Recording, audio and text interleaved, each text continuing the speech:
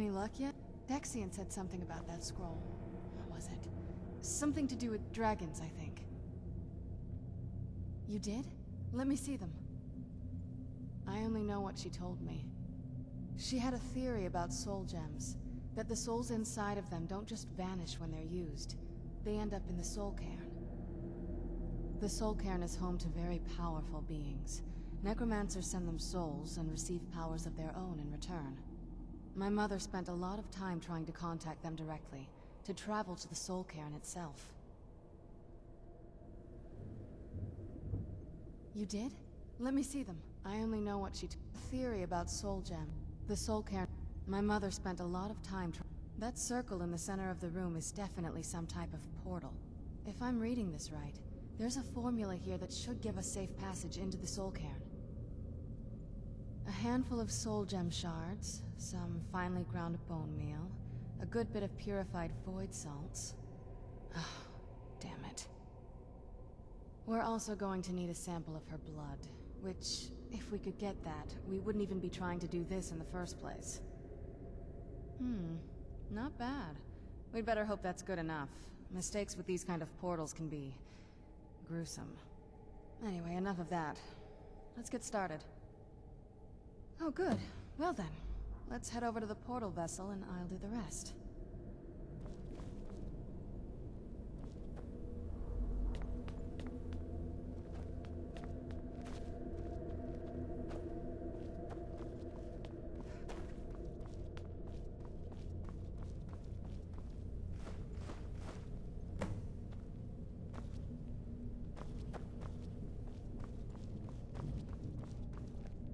Then the rest is up to me. Are you ready to go? I'm not entirely sure what this thing is going to do when I add my blood. Of course. What is it? I've been asking myself the same thing since we came back to the castle. She was so sure of what we did to my father. I couldn't help but go along with her. I never thought of the cost. Possibly. I guess even a vampire mother is still a mother. She worried about me, about all of us. But she wanted to get me as far away from my father as possible before he really went over the edge. Yes, you're right. I'm sorry. I just didn't expect anyone to care how I felt about her. Thank you. Are we ready then? All right, here goes.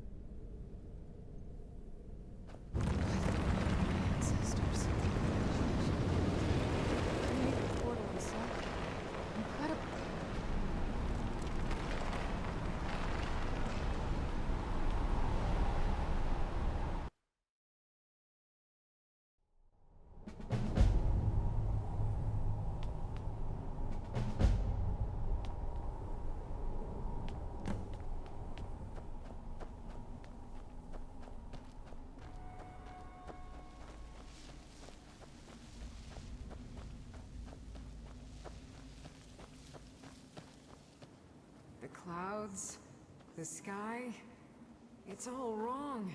Everything's wrong. The screams, they pierce my mind. I can't stand it. Where'd you come from? Emptiness consumes me. You must help me find my Arvak. He doesn't deserve to be in a place like this. Arvak, my horse. We came to this horrible place together. We were attacked by monsters, so I told him to run. Please, he's such a loyal creature, and he's been running for so long. You have to save him. A place like this will change you. Arvak! Arvak! Where are you? Arvak, please come back! Come back!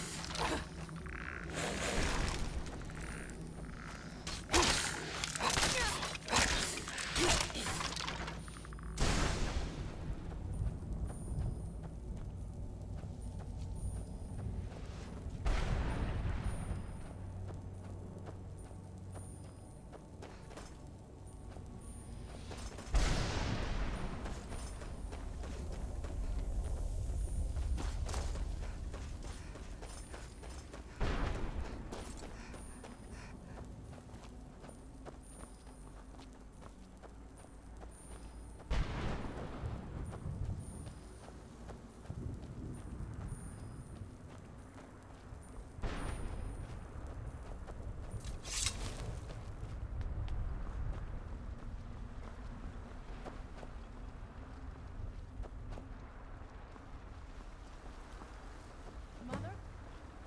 Mother! Mika, it can't be. Serana? Is it really you? I can't believe it. How do we get inside? We have to talk. Serana, what are you doing here? Where's your father? He doesn't know we're here. I don't have time to explain.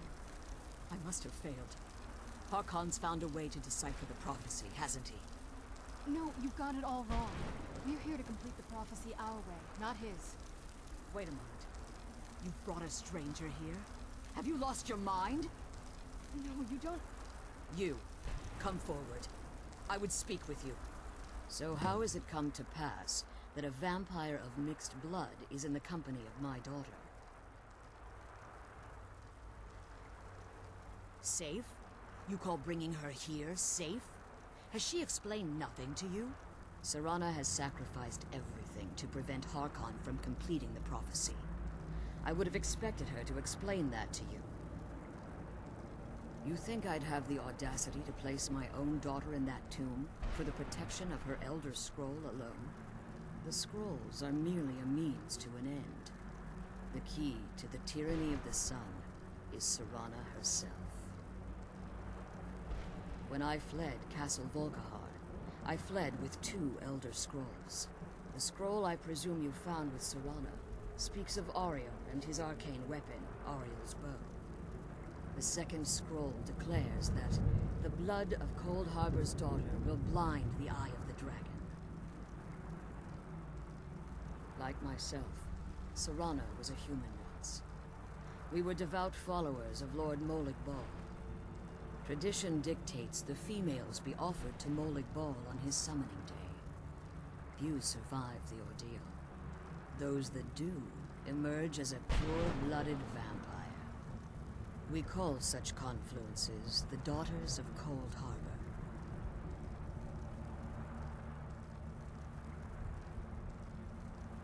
Now you're beginning to see why I wanted to protect Serana, and why I've kept the other Elder Scroll as far from her as possible. If Harkon obtained Ariel's bow, and Serana's blood was used to taint the weapon, the tyranny of the sun would be complete.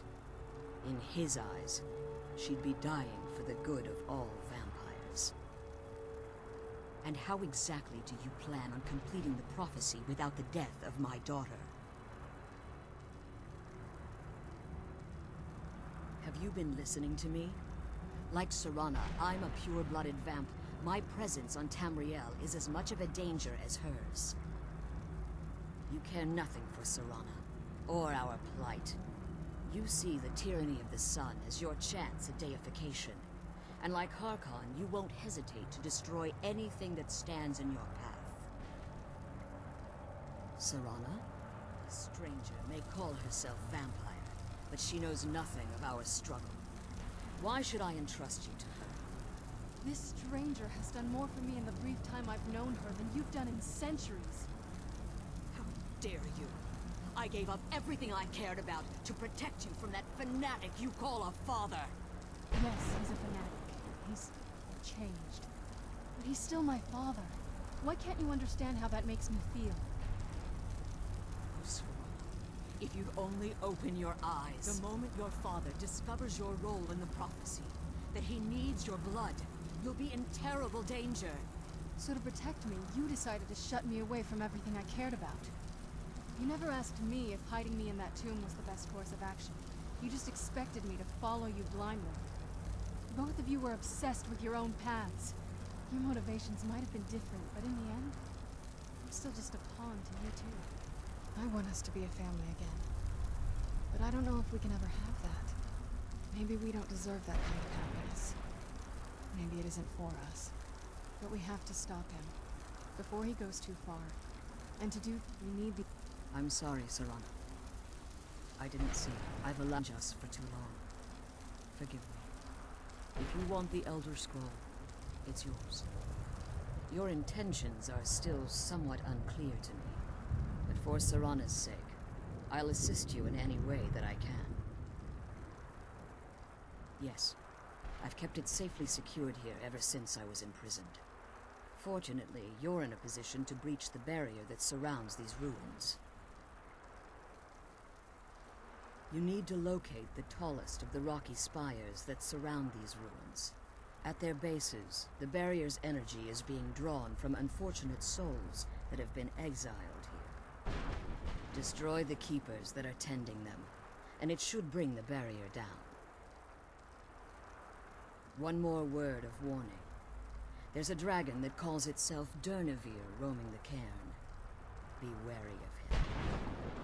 The Ideal Masters have charged him with overseeing the Keepers, and will undoubtedly intervene if you're perceived as a threat.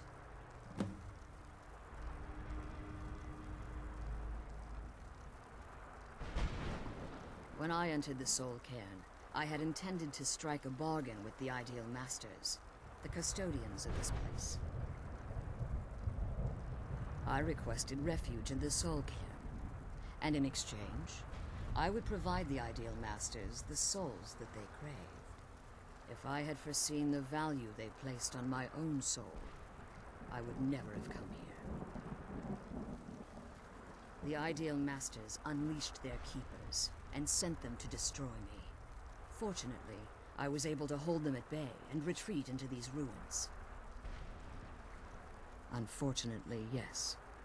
Since the Keepers weren't able to claim my soul, they had their minions construct a barrier that I'd never be able to breach. Time has very little meaning to me. Consequently, it has little meaning to the Ideal Masters as well.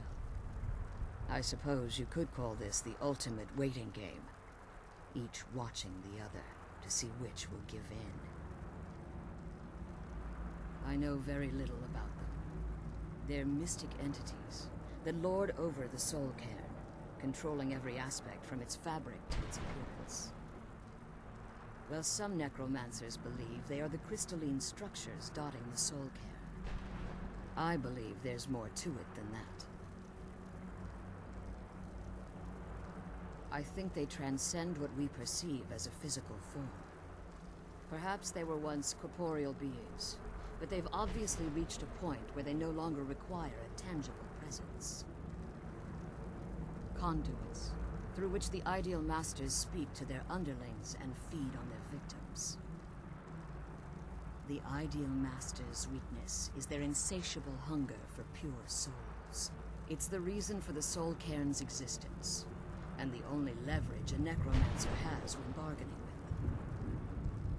The ability to summon powerful undead guardians, as one would conjure an Atronak or Daedra. However, the majority of necromancers that are foolish enough to enter into a bargain with the Ideal Masters wind up here as harvested souls. As you've been traveling in the Soul Cairn, your body has become attuned to it.